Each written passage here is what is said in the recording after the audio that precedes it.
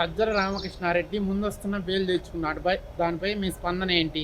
గుమ్మడికాయల దొంగలు ఎవర్రా అంటే భుజాలు దడుముకున్నట్టు సజ్జల రామకృష్ణారెడ్డి గారు ముందుగానే వెళ్ళి హైకోర్టులో తన ముందస్తు బెయిల్ పిటిషన్ వేసుకున్నాడంటే ఎందుకంత భయపడుతున్నావయ్యా సజ్జల రామకృష్ణారెడ్డి? సూటిగా అడుగుతూ ఉన్నావు. నువ్వు గత 5 ఏళ్లలో నువ్వు ఏ విధంగా ఉండేవాడివి?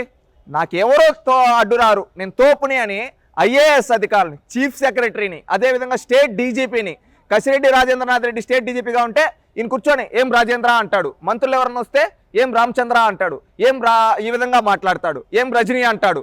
ఈ విధంగా ఎవరిని పడితే వాళ్ళతో ఏకవచనంతో పిలిచే ఈ సజ్జల రామకృష్ణారెడ్డి ఈరోజు టీడీపీ ఆఫీస్ పైన జరిగిన దాడిపైన ఎంక్వైరీ చేసి నిందితులను అరెస్టు చేస్తూ ఉంటే ఈరోజు ఈ సజ్జల రామకృష్ణారెడ్డి ఎందుకు ముందస్తు బెయిల్ తెచ్చుకున్నాడు? సూటిగా అడుగుతూ ఉన్నాం. గుమ్మడికాయల దొంగలు ఎవర్రా అంటే భుజాలు దడుముకున్నట్టు ఈ సజ్జల రామకృష్ణారెడ్డి ఏంటంటే భుజాలు దడుముకుంటూ వెళ్ళి బెయిల్ పిటిషన్ తీసుకొని వచ్చాడు. అంటే నువ్వు 5 ఏళ్ళు నీ డ్యూటీ ఏంటి? నువ్వు సలహాదారుడివి. ఎవరికి సలహాదారుడివి? జగన్మోహన్ రెడ్డికి. నువ్వు అక్కడ ఏం చేసావంటే తప్పుడు పనులు చేసావు. ప్రజాధనాన్ని జీతంగా తీసుకుంటూ తప్పుడు పనులు చేసావు కాబట్టి ఈరోజు దొంగలాగా ముందస్తు బెయిల్ పిటిషన్ అంటున్నావు. సిగ్గుండాలి కదా సజ్జల రామకృష్ణారెడ్డి గారిని ఈరోజు రాష్ట్ర ప్రజలు అంటున్నారు. ఎందుకంటే నువ్వు నీ వల్లే 5 ఏళ్ళు రాష్ట్రం సంకనాకిపోయింది. నువ్వు నీ ముఖ్యమంత్రి పక్క నుండి అప్పుల పరంగా చేయించావు, రౌడీయిజం చేయించావు, దౌర్జన్యాలు చేశాడు. అంటే ఈ సజ్జల రామకృష్ణారెడ్డి బతుకేంటి? ఇతను చేసింది సలహాలు ఇవ్వడం కాదు, ఇంకొక పనులు చేశాడు. ఆ పదాలు మా నోటితో వాళ్ళలేము. అంత నీచ స్థితిలో ఉన్నాడు ఈ సజ్జల రామకృష్ణారెడ్డి. ఇప్పుడు దొంగలాగా తెచ్చుకున్నాడు. ఇప్పుడు ఏంటంటే ప్రజలందరూ కూడా గ్రహించాలి, ఈ సజ్జల రామకృష్ణారెడ్డి టీడీపీ ఆఫీస్ పైన దాడి చేయించిన మొదటి A1 ఈ సజ్జల రామకృష్ణారెడ్డి అండర్టేకన్లో ఆ దేవినేని అవినాష్ కావచ్చు, ఇంకొక వ్యక్తి కావచ్చు వెళ్ళారు. అంటే అర్థం చేసుకోండి ఇతను ఏ విధంగా ఉన్నాడు. ఒక రౌడీ. ఈ రౌడీని తీసుకొని వచ్చి సలహాదారుడిగా పెట్టాడు. మళ్ళీ ఇప్పుడు పెట్టుకుంటాడు. ఈయన కొడుకు ఇంకొక అతను ఉంటాడు, పిల్ల సజ్జల. మీ నాన్న ఇప్పుడు వెళ్ళి ముందస్తు బెయిల్ తెచ్చుకున్నాడు కదా, దీనికి సమాధానం చెప్పు. సోషల్ మీడియాలో విష ప్రచారం చెప్పడం, ఆడవాళ్ళ గురించి నీచపు రాజకీయం చేయడమే కదా సజ్జల భార్గవ్ నీ డ్యూటీ. ఇప్పుడు మీ తండ్రి ముందస్తు బెయిల్ తెచ్చుకున్నాడు, దీనికి సమాధానం చెప్పు. దీనికి సమాధానం చెప్పన్నాడు పిల్ల సజ్జల గారిని. వాడు సమాధానం చెప్పడు. వాడు ఏంటంటే ఇప్పుడు కూడా విష ప్రచారం చేస్తూ ఉన్నాడు. తెలుగుదేశం పార్టీ మంచి చేస్తూ ఉంది. జగన్మోహన్ రెడ్డి గతంలో మాటిచ్చి మడం తిప్పాడు.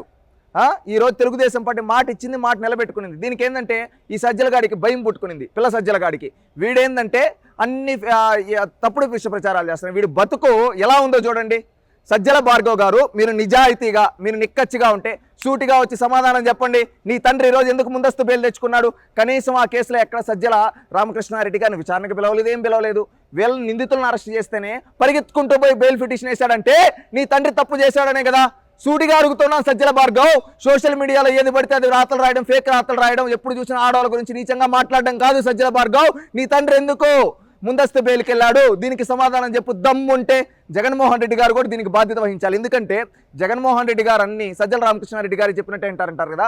ఈరోజు తెలుగుదేశం పార్టీ పైన ఆఫీస్ దాడు అప్పుడు ఈయన ఒక మాట అన్నాడు, మా వాళ్ళకి బీపీ వచ్చిందని.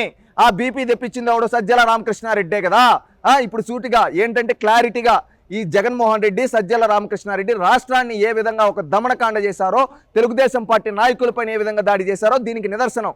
ఈరోజు సజ్జల రామకృష్ణారెడ్డి ముందుగా వెళ్ళి బెయిల్ పిటిషన్ వేశాడంటే అక్కడ అర్థం చేసుకోండి ఇతను ఎన్ని తప్పిదాలు చేశాడో, ఎన్ని అక్రమాలు చేశాడో, అవినీతి సొమ్ము ఏ విధంగా సంపాదించాడో ఈ సజ్జల రామకృష్ణారెడ్డి తెలుసుకోండి. ముందుగా వైసీపీ కార్యకర్తలారా మీరు కూడా ఆలోచించండి. ఒకప్పుడు అదేదో జరిగితే ఇదేదో అన్నారు కదా.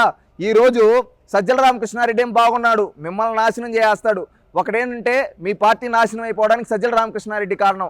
ఈరోజు మళ్ళీ విష ప్రచారాలు చేస్తూ, మళ్ళీ తెలుగుదేశం పార్టీ పైన లేనిపోని ఆరోపణలు చేస్తూ, మీ విలువను దిగజార్చుకుంటూ మీ పార్టీ సోషల్ మీడియాను భ్రష్టు పట్టిస్తున్నాడు ఈ సజ్జల భార్గవ్. వీళ్ళిద్దరిని ఎత్తుకొని ముందు బొక్కలో వేస్తే వైఎస్ఆర్సీపీ పార్టీ బాగుపడుతుంది, రాష్ట్రం బాగుపడుతుంది. ఇలాంటి ఇక్కడ సజ్జల రామకృష్ణారెడ్డి వల్ల రాష్ట్రం మొత్తం నాశనం అయిపోయింది.